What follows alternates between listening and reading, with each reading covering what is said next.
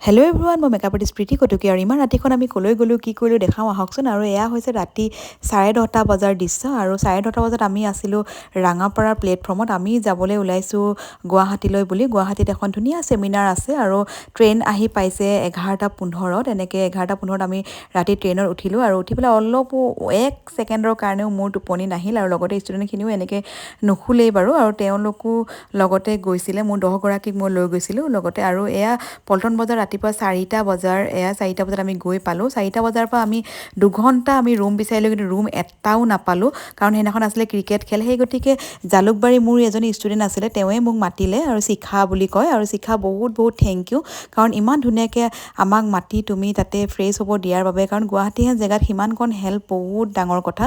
আৰু আমি আহি পালোঁ এতিয়া বৰ্তমান পল্টন বজাৰত বিশ্বৰত্ন বুলি হোটেলখনত হৈছিলে বহুত ধুনীয়া পেকৰ চেমিনাৰ। আৰু PSC বুলি ক'লেতো সকলোৱে জানে কিমান ধুনীয়া এটা ব্ৰেণ্ড। এয়া দেখিছেনে মোৰ ষ্টুডেণ্ট কেইগৰাকীও লগতে বহিছে। ইমান ধুনীয়াকৈ ইমান ধুনীয়া ডেক'ৰেশ্যন, মানে কি ক'ম, সঁচাকৈ পেকৰ এনেকৈ চেমিনাৰ হ'লে এখনো মই আজিলৈকে বাদ দিয়া নাই বুলি ক'লেও হ'ব। আৰু এনেকৈ আমাৰ লগতে বহুত দূৰৰ পৰাও ষ্টুডেণ্টসমূহ আহিছিলে আৰু এনেকৈ অকণমান সময় লগতে এনজয় কৰিলোঁ। দেখাই দিছোঁ মই কি আছিলে তাত। ইমান ধুনীয়াকৈ ডেক'ৰেশ্যন কৰি গৈছিলে।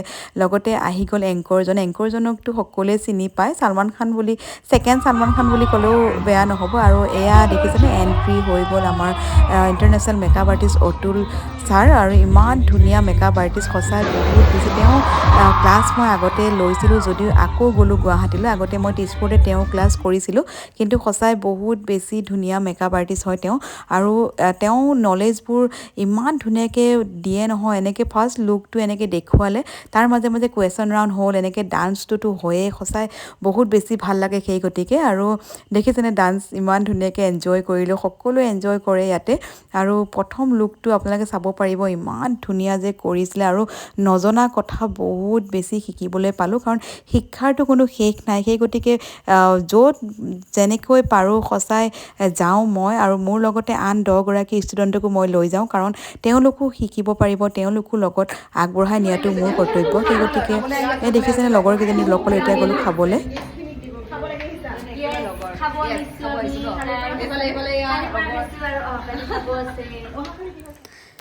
ইমান ধুনীয়াকৈ খোৱা বোৱা, আৰু এইকণতে ভাবিছে চাগে ইমাননো ভিৰ কিয় হ'ল। ইয়াত শিকাই আছে এইগৰাকী হৈছে মোৰ লগৰ জিমলি। তেওঁ শিকাই আছে মোবাইলত, আইফোনত কেনেকৈ ছেটিংছ মিলোৱাবোৰ, দেখিছেনে তেওঁ। আৰু এনেকৈ অতুল ছাৰৰ চাৰ্টিফিকেটখন ল'বলৈ মাতিলে। ময়ো গামোচা এখন দি পেলাই তেওঁ আশীৰ্বাদ ল'লোঁ, যাতে আৰু এনেকৈ আগবাঢ়ি যাব পাৰোঁ। সঁচাই বহুত বেছি ভাল লাগিলে। আৰু এনেকৈ আহি গ'ল আমাৰ চলচ্চিত্ৰ অভিনেত্ৰী, সকলোৱে পৰিচিত নিশিতা গোস্বামী বা। নিশিতা গোস্বামী বা বুলি ক'লেতো সকলোৰে পৰিচিত সঁচাই। তেওঁ এনেকৈ গান এটাৰে প্ৰথমতে আৰম্ভ কৰিলে।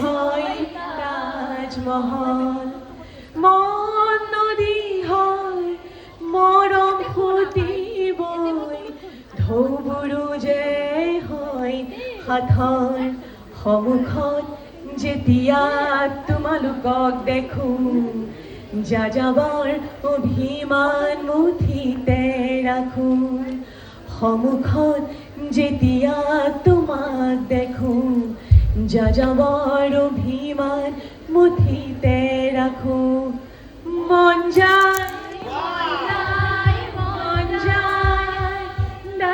তাৰপিছতে আৰম্ভ কৰিলে অতুল ছাৰে আকৌ ছেকেণ্ড লুকটো মই আপোনালোকক দেখাইছোঁ। দেখিছেনে ইমান ধুনীয়া ছেকেণ্ড লুকটো কৰিলে। আৰু তাৰপিছতে এনাউন্স হৈ গ'ল আমাৰ এৱাৰ্ড এনেকৈ পালোঁ। আৰু তাতে এৱাৰ্ডটো পাইছিলোঁ মই নিশিতা বাৰ হাতেৰে। আৰু কাৰণ মোৰ বিশেষকৈ বেছি ভাল লাগিছে, কাৰণ মোৰ প্ৰথম ষ্টাৰ্টিংটোৱে আছিলে নিশিতা বাৰ পৰা। কাৰণ মই মেকআপ শিকি প্ৰথম মেকআপটো কৰিছিলোঁ নিশিতা বাক, আৰু নিশিতা বাক মেকআপ কৰাৰ পিছতে মই আজি ইমানখিনি পাইছোঁহি। আৰু সঁচাই নিশিতা বাক লগ পাই আগতেও ভাল লাগিছিলে, এতিয়াও তেনেধৰণেই আছে। মই তেওঁক কৈছিলোঁ আৰু তেওঁ মোক চিনি পাইছিলে, সেইকাৰণে বহুত বহুত ভাল লাগিলে। আৰু PSCক মই বহুত বাৰে ধন্যবাদ দিব বিচাৰিছোঁ, কাৰণ ইমান ধুনীয়া এটা প্লেটফৰ্ম দিয়াৰ বাবে আমাক। আৰু আমি এনেকৈ ৰাতি আকৌ ষ্টেচন পাই গ'লোহি। আৰু এনেকৈ ষ্টেচনত আহি পাই আকৌ 11:15 ট্ৰেইন আছিলে ৰাতি, আহি পাই গ'লোঁ ৰাতিপুৱা 5টা বজাত আকৌ ঘৰ পালোহি। আৰু এনেকৈ আৰু কষ্ট আৰু আপোনালোকৰ ভিডিঅ'খিনি দেখালোঁ, কেনেকুৱা পালে চাই জনাব দেই। এতিয়ালৈ বাই বাই।